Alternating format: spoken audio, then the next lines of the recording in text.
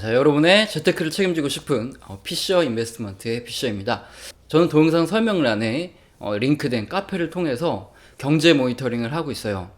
경제 모니터링이 뭐냐면 경제 지표를 계속 확인해서 지금 이 경기의 어느 상황이고, 그리고 주식, 채권, 어떤 형 자산에 투자를 해야 될지 이것을 지금 판단을 하는 거를 하고 있는데요. 금융 투자를 할 때 경기의 회복 상승 구간에서는 주식의 상승장이 지속돼요. 그래서 주식형 자산을 투자해야 합니다. 주식형 자산이 뭐냐면 주식 종목, 그리고 펀드, 그리고 뭐 ELS 이런 것들을 전부 다 포함하는 거고요.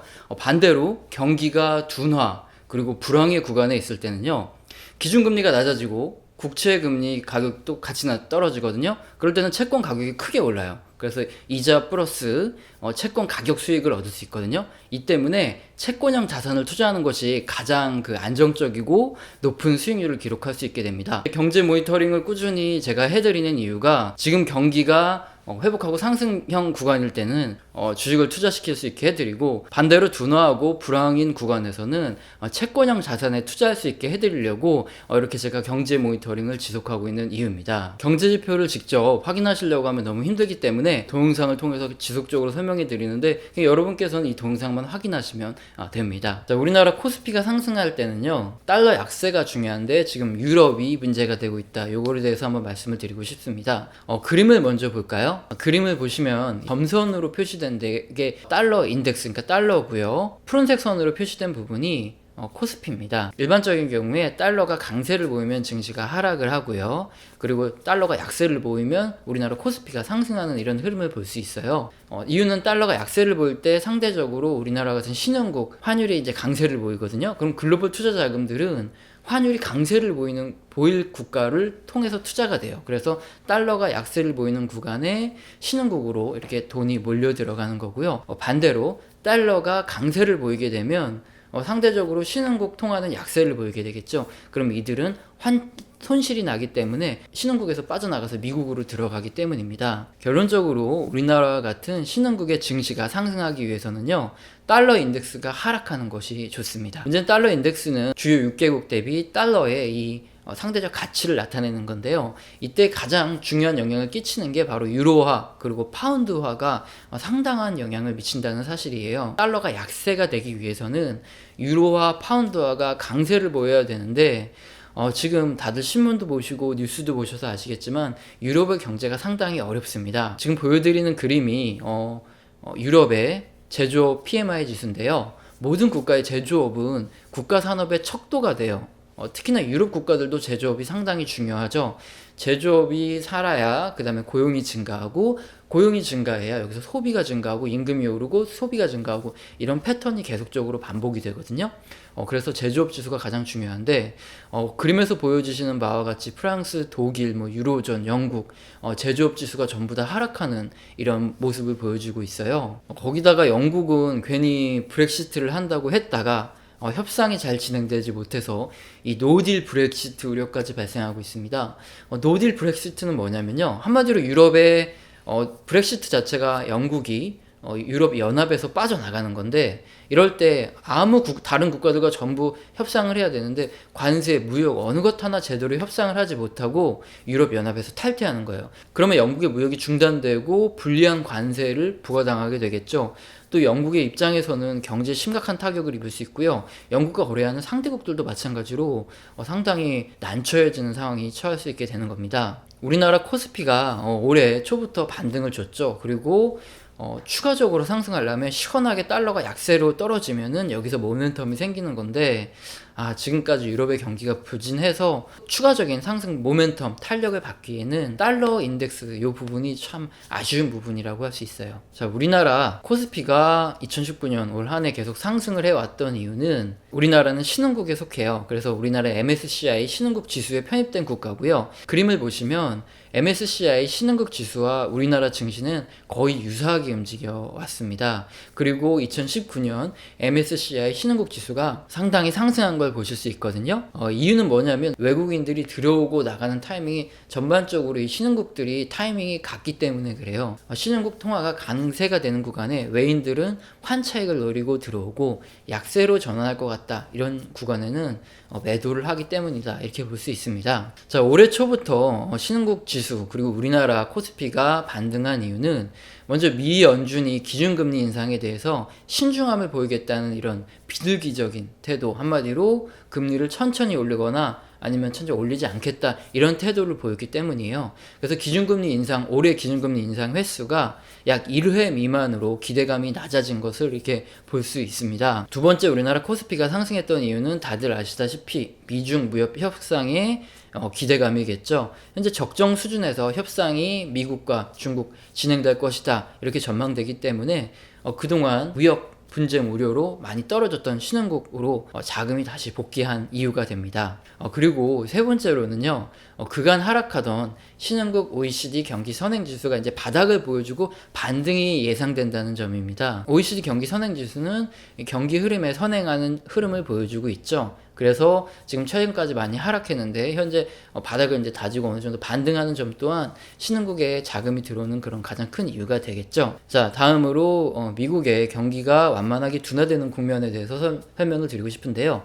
OECD 신흥국 경기 선행지수는 반등하는 모습을, 저점을 다지고 반등하는 모습을 보였던 반면에 지금 보여지시는 선진국의 경기 선행지수는 약간 부진한 흐름을 보여주고 있어요. 미국이나 유럽 등이 현재 아직 경기가 좀 부진한 상태인 것은 뭐 누구나 다 아시는 사실이죠. 그런데 지금 보시면 미국의 경제에 선행하는 고용지표, 그러니까 미국의 경제는요, 미국의 GDP의 70% 이상이 소비예요. 그런데 소비가 잘 되려면 우선 임금이 많이 오르고 고용이 잘 돼야 되겠죠. 그래서 미국의 경제에 선행하는 미국의 고용지표의 경우에는 아직도 견조합니다. 미국 비농업 고용자 수도 매달 20만 명 이상으로 상당히 양호하고요.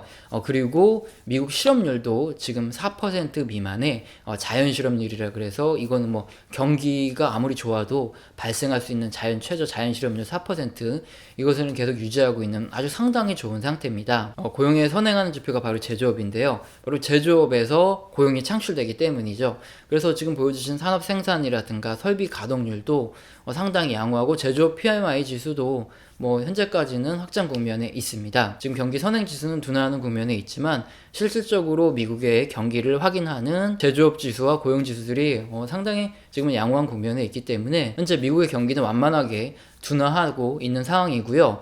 지금 양당의 결정을 하고 있는 인프라 투자가 진행된다면 다시 미국의 경기는 회복의 국면에 접어들 겁니다. 자, 이처럼 미국의 경기가 완만하게 둔화된다면요, 앞서 설명드렸던 유로, 파운드와의 약세에도 불구하고 신흥국 통화는 달러 대비 상대적인 강세를 보일 수 있어요. 즉 외국인 자금들이 유럽 쪽은 안 좋지만 신흥국 쪽에는 들어올 가능성이 높다는 거예요. 정리를 좀 해드리면 신흥국 우리나라 같은 코스피 상승에는 달러가 약세를 보이는 게 중요한데 문제는 달러 인덱스를 구성하는 요소 중에 유럽이 상당히 문제라서 시원하게 달러가 약세를 보이기는 좀 어렵다. 이게 첫 번째고요. 자, 두 번째, 우리나라 주식시장은 MSCI 신흥국 지수와 동일하게 움직이는데, 첫 번째로 미 연준의 발언을 통해서 올해 미 연준의 기준금리 인상에 대한 우려가 상당히 낮아졌다. 그리고 미중 무역 협상에 기대감이 어느 정도 작용을 하고 있다. 그리고 OECD 신흥국 경기 선행지수가 이제 바닥을 보여주고 반등하는 모습을 보이고 있다.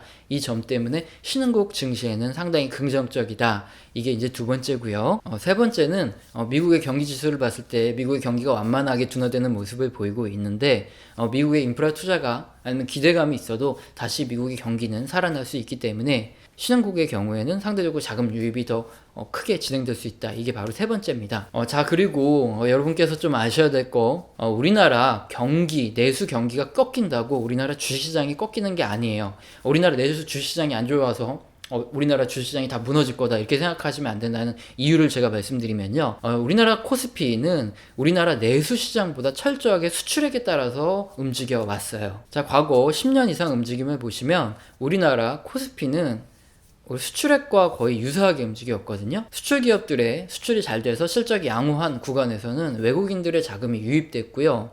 그리고 증시가 상승을 하기 때문입니다.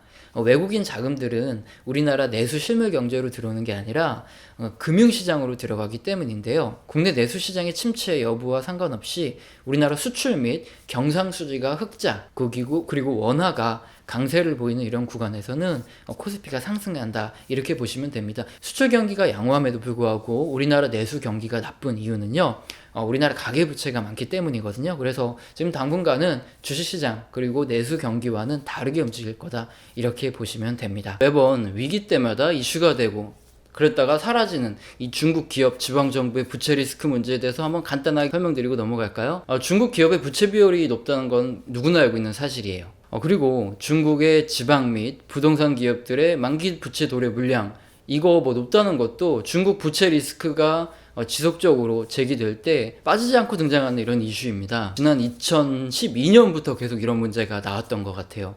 그럼에도 불구하고 뭐 사실 별 문제 없이 지금까지 넘어왔던 이유가 있죠. 이유는 중국 기업 대출의 대부분은요, 중국 국영 기업에 중국 국영은행이 해준 대출이라는 것 때문에요. 한마디로 정부 소유의 기업에 정부 소유의 은행이 돈을 빌려준 것이니까 이 외부적인 이슈에도 별 큰 문제가 없었던 겁니다. 일반적으로 우리나라 같은 자본주의 국가에서 기업 부채는 민간 자본이 상당 부분 대출을 해줘요. 그렇기 때문에 시중 금리 변동에 취약하고요, 이자를 갚지 못하면 문제가 상당히 커지니까요. 일반적인 우리나라 같은 자본주의 국가에서는요, 기업 부채 대부분이 민간 자본으로 조달을 해요. 차환 발행이라 그래서 대출한 거를 새로 채권을 발행해서 이렇게 또 돈을 빌리는 걸 연장을 해야 되는데, 금리가 올라가니까 더 높은 가격에 채권을 발행해야 되고, 또 조달이 잘 안 되니까 뭐 부도가 나는 기업도 생기고 난리가 나죠. 그런데 중국의 경우는 이거랑 다르게 금리에 대해서 통제를 잘 하고 있죠. 그림을 보시면 중국 중앙정부는 이 대출 금리를 지난 2015년 이후 지속적으로 이제 저금리 상태를 유지를 하면서 기업의 부채를 관리해오고 있어요. 2012년부터 벌써 구조조정을 해오고 있죠. 어떻게 하고 있냐면 중국은 대출 대부분이 은행을 통해서 기업 대출이 대부분 이루어졌어요. 일반 자본주의 국가랑 다른 점이거든요. 그런데 이제 과잉 투자 그리고 이제 경기 둔화로 이자조차 내지 못한 이런 기업에 대해서는 중국 정부는 만기 채권을 발행해주지 않는 방식으로 지금까지 계속 구조조정을 시켜왔어요. 2012년부터는 과잉 투자했던 뭐 철강이라든가 아니면 뭐 조선도 그렇고요, 이런 기업에 대해서 구조조정을 시켜왔고요. 지금과 같은 경우에는 부동산이 문제가 됐죠. 그래서 부동산 기업들, 과도하게 대출을 쓴 부동산 기업들에 대해서 이렇게 대출을 해주지 않음으로써 구조조정을 시키는 과정입니다. 다들 생각하실 때 지방 정부 및 부동산 기업의 만기 채권 물량이 상당한데 이 대부분이 다 부도가 나는 게 아니거든요. 이게 뭐 일정 기업들은 부도가 나겠지만 지방 정부나 아니면은 이자를 낼 수 있는 이런 튼튼한 기업들은 정부가 다 살리는 거예요. 그래서 뭐 2016년에도 만기 도래 물량이 뭐 사상 최대다 뭐 이러면서 상당히 문제가 되었는데, 이거는 계속 중국 정부가 리스크를 관리하고 있는 부분이다. 중국 정부가 갑자기 붕괴가 된다 하면 문제가 커질 수 있겠지만 당장에 문제가 되는 부분은 아니다, 이렇게 설명을 드리고 싶습니다. 자, 오늘은 경제 모니터링을 해드렸는데요. 앞으로 이렇게 경제 모니터링 같이 보시면서 주식에 투자할지 채권에 투자할지 그리고 앞으로 어떻게 포트폴리오를 가져갈지 함께 확인하실 분들은 구독과 좋아요 꼭 눌러주시기 바랍니다. 감사합니다.